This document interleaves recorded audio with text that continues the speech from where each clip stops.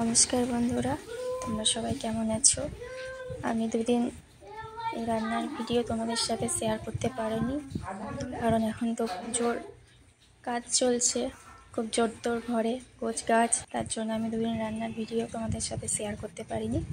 তো দেখো, আজকে আবার আমি চলে এসেছি আমার রান্নার ভিডিও নিয়ে। তো আজ বানাবো লাঞ্চে আমি খুব সিম্পল আজকে সবজির মধ্যে বানাবো। আজকে দেখো মিক্সড ডাল আর ঝিঙে আলু তরকারি। তো ঝিঙে দিয়ে মিক্সড ডাল বানাবো, তার জন্য আলু, টমেটো, বেগুন আর ঝিঙে কেটে রেখেছি, একটু ঝিঙে মিক্স করেছি। আর এদিকে মশলা বেটে রেখেছি ঝিঙে আলু তরকারির জন্য। একটা পেঁয়াজ আর একটু বেগুন ছিল, ওটাও কেটে নিয়েছি ভাজবার জন্য। তো এদিকে আমি দেখো প্রেসার কুকারে ডালটা আমি চাপিয়ে দিয়েছি, আর এদিকে বেগুনটা ভাজবার জন্য তেল দিয়ে দিয়েছিলাম কড়াই বসিয়ে। তেলটা গরম হয়ে আসলে আমি বেগুনটা দিয়ে দেবো। বেগুনটা দেখো ভাজা হয়ে গেছে। তো এবার আমি বানাবো ঝিঙে আলু তরকারি। তার জন্য আমি দেখো কড়াইয়ে তেল দিয়ে দিয়েছিলাম, আর দিয়ে দিলাম 5 ফোড়ন, তেজপাতা, একটা শুকনো লঙ্কা। তো 5 ফোড়ন, শুকনো লঙ্কা গরম হয়ে আসলে আমি পেঁয়াজটা দিয়ে দিলাম। পেঁয়াজটা দিয়ে দেওয়ার পর ভালো করে ভেজে নিয়ে দেখো আলুটাও আমি অ্যাড করে দিয়েছি। আলু ঝিঙে আমি আগেই কেটে ধুয়ে রেখেছিলাম, আলুটা আলাদা করে রেখেছি। আলুটাকে ভেজে নেব, তারপর মশলা দিয়ে কষিয়ে তারপরে ঝিঙেটা দেবো। তোমরা এরকমভাবে বানাবে, দেখবে খুব ভালো লাগবে। নিরামিষ বানাবে তো পেঁয়াজ দেবে না, খালি আদা, জিরে, কাঁচা লঙ্কা বাটা দিয়ে বানাবে, খুব সুন্দর লাগবে খেতে।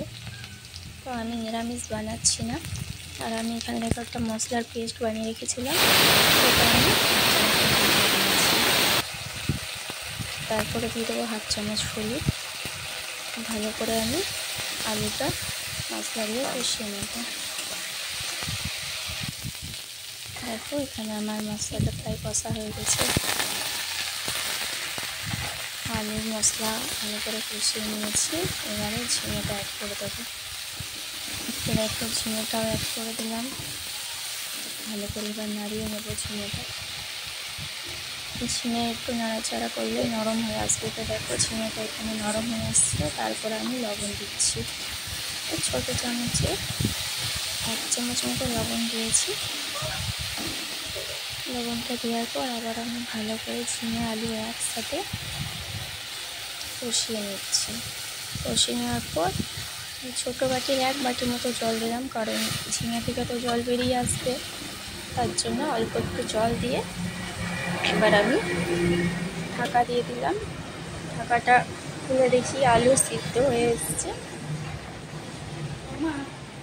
দেখো আলুটা প্রায় সিদ্ধ হয়েই গেছে। এবার আমি ধনে পাতা কুচি একটু দিয়ে দেব, দিয়ে সবজিটা নামিয়ে দেবো। এখন ধনে পাতা খুব ভালো লাগবে খেতে সব সবজিতে, মাছ, মাংস, ডিম, নিরামিষ সবজি সবই ভালো লাগে ধনে পাতাটা। মিক্সড ডালেও খুব ভালো লাগে, বিশেষ করে মুগ ডালের সাথে। তো দেখো এখানে আমি ডালটা সিদ্ধ করে রেখেছি। তো এদিকে ডালটা ছুটবার জন্য আমি 5 ফোড়ন, শুকনো লঙ্কা, পেঁয়াজ দিয়ে দিয়েছি। আর এদিকে দেখো ডাল আমার প্রায় সিদ্ধ কি সুন্দর হয়ে গেছে। টমেটো, বেগুন, আলু সব সিদ্ধ হয়ে গেছে। দেখো এখানে পেঁয়াজ হয়ে গেছে, ভাজা হয়ে গেছে। এবার আমি ডালটা ছুঁকে দিলাম। তো বন্ধুরা, আমার এই রান্নার ভিডিও যদি তোমাদের ভালো লেগে থাকে অবশ্যই লাইক কমেন্ট করে দিও, অবশ্যই সাবস্ক্রাইব করতে ভুলো না। সবাই ভালো থেকো, সুস্থ থেকো। আজকের মতো টাটা।